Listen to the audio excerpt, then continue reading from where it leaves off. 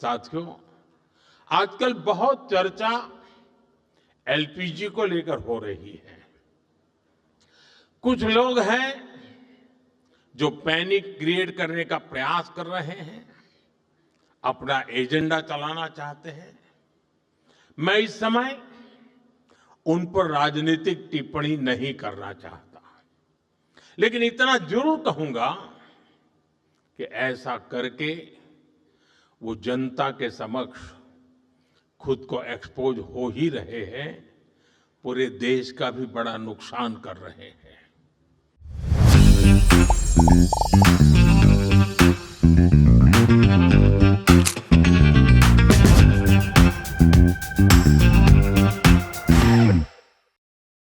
साथियों, आज युद्ध से जो ये वैश्विक संकट आया है, उसके प्रभाव से कोई देश अछूता नहीं है। कम अधिक मात्रा में हर कोई इस संकट के शिकार है। भारत भी इस संकट से निपटने के लिए कोई कसर बाकी नहीं छोड़ रही है और हम अलग अलग स्तरों पर प्रयास कर रहे हैं। बीते दिनों दुनिया के कई देशों के शीर्ष नेताओं से मेरी इसको लेकर बातचीत हुई है। सप्लाई चेन में जो बाधाएं आई हैं, उससे हम कैसे पार पाएं, इसके लिए भी निरंतर प्रयास चल रहे हैं।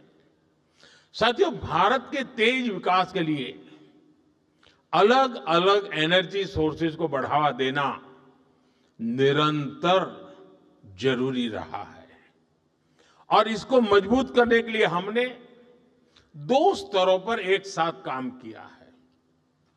पहला, देश में एनर्जी एक्सेस बढ़े, हमने इंफ्रास्ट्रक्चर तैयार किया और दूसरा, एनर्जी के लिए हमें सिर्फ विदेशों पर निर्भर ना रहना पड़े, इसके लिए एनर्जी सेक्टर में आत्मनिर्भरता पर बल दिया।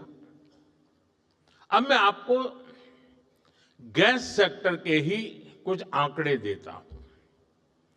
साल 2014 तक देश में सिर्फ 14 करोड़ एलपीजी कनेक्शन थे, यानी देश के करीब करीब आधे परिवारों के पास ही एलपीजी कनेक्शन था। आज 2 गुने से भी अधिक, यानी करीब 33 करोड़ घरेलू एलपीजी कनेक्शन है। बीते 11 वर्षों में हमने अपनी बॉटलिंग कैपेसिटी को दोगुना किया है। डिस्ट्रीब्यूशन सेंटर भी 13,000 से बढ़ाकर 25,000 से अधिक हो गए हैं। 2014 में देश में सिर्फ 4 एलएनजी टर्मिनल्स थे, 4 एलएनजी टर्मिनल्स। आज इनकी संख्या भी बढ़कर 2 गुनी हो गई है। गैस पाइपलाइन जो करीब 3,500 किलोमीटर होती थी, उसको 10,000 किलोमीटर तक विस्तार किया है।